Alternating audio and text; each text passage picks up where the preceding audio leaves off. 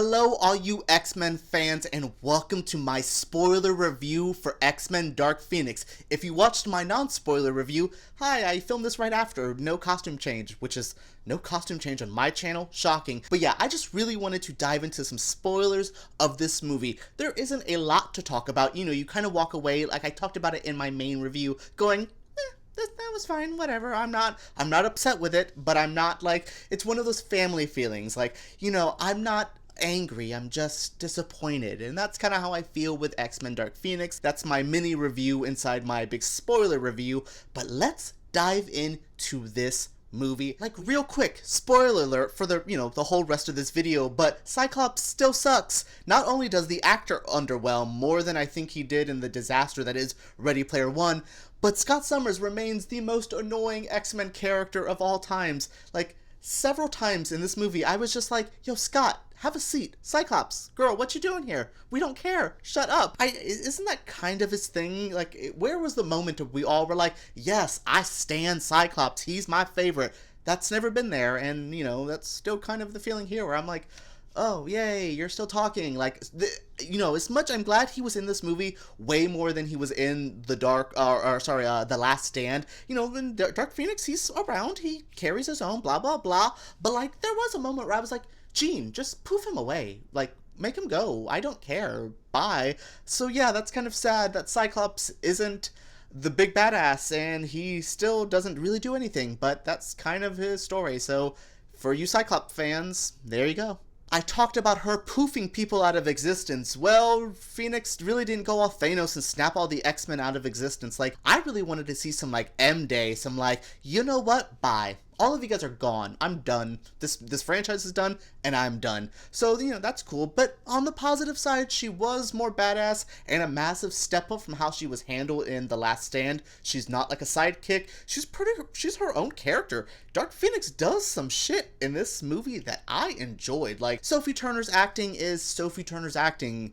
She's hit or miss in her moments of acting, and there's some times where I really believe her, and then there's some times where I'm like, ooh, not your scene. But, yeah, there's some moments where she commands. There's a moment where someone stabs through Phoenix, and she's just like, oh, no, that hurts. Just, bitch, like, I liked watching her. She disintegrated some people. She was going in. Like, the Dark Phoenix it's still not the animated series Dark Phoenix, but it wasn't bad. I still liked watching her go. Like, when she flexed her Phoenix muscles, I loved watching her flex. Like, I truly thought it was good to see.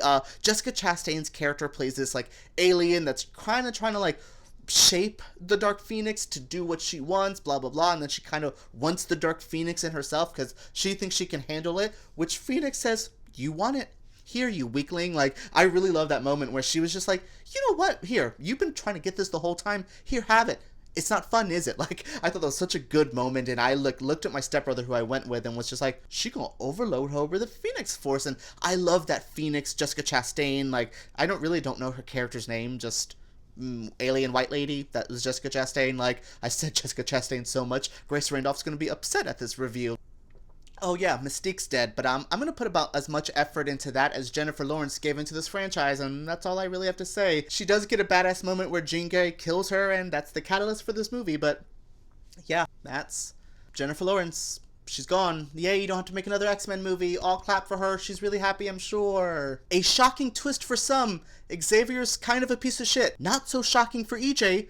Xavier's a kind of piece of shit. For me, a good X-Men story can make you see both Magneto and Xavier's side, and this was one of those Magneto moments where I was like, oh god, Charles, you're so annoying. He has that tendency. I think Xavier has done great. I mean, he built the school for gifted children, youngsters, or whatever he calls it. He's built stuff. He's done so much in the comics, but also, if you know some comics moments, he's not that great.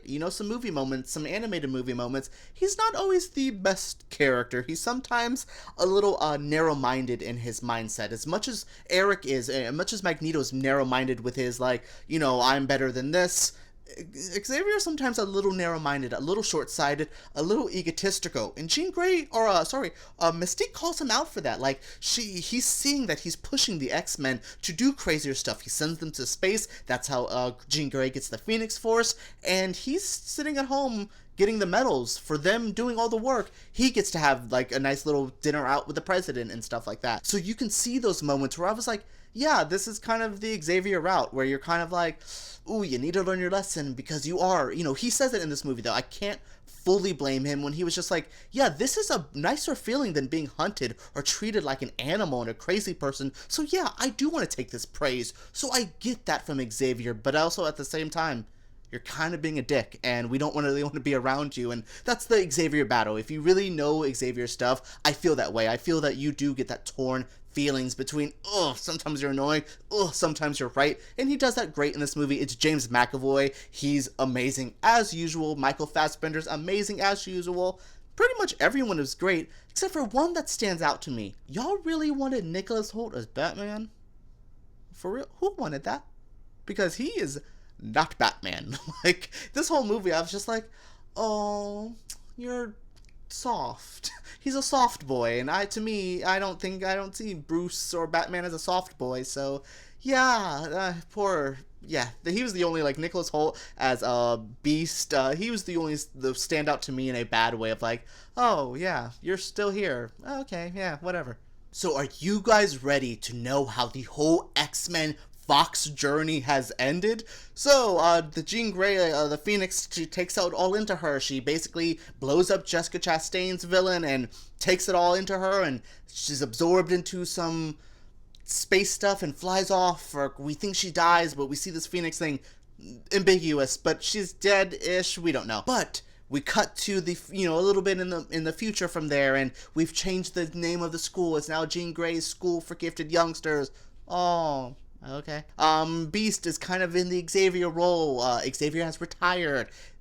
Oh, okay. And then Xavier, and he's just kind of in his own world, just living his life. He's retired, and Eric comes up to him, and they have a cute little game of chess, like they did in the original franchise, like they did in the remakes. So or the reboots, or whatever we called First Class and all those. It's cute.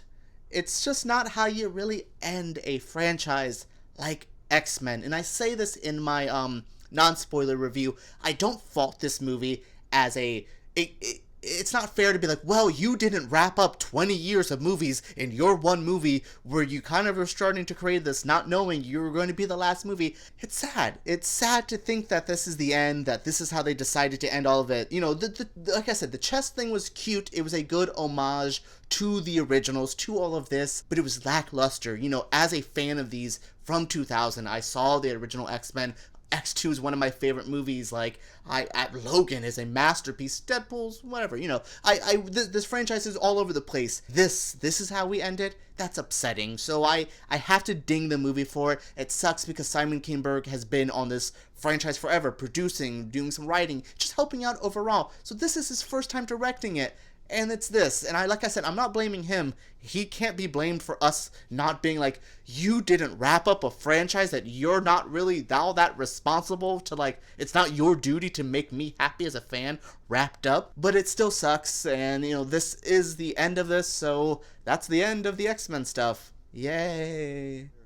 How do you guys feel? How did you guys feel about this spoiler review? Did any of these spoilers shock you? If you were just gonna watch this review and, like, not watch the movie, my bad that this wasn't, like, clean, and this is just me ranting and rambling about this crazy-ass movie. But yeah, sure, this is the end of my X-Men Dark Phoenix review. Thank you guys so much for tuning in. What did you think of it? Let me know down in the comments below. Make sure you subscribe to my channel because I make videos like this every single week. Throw me a thumbs up because YouTube takes those very seriously. And thank you so much for talking about Dark Phoenix with me. Oh boy.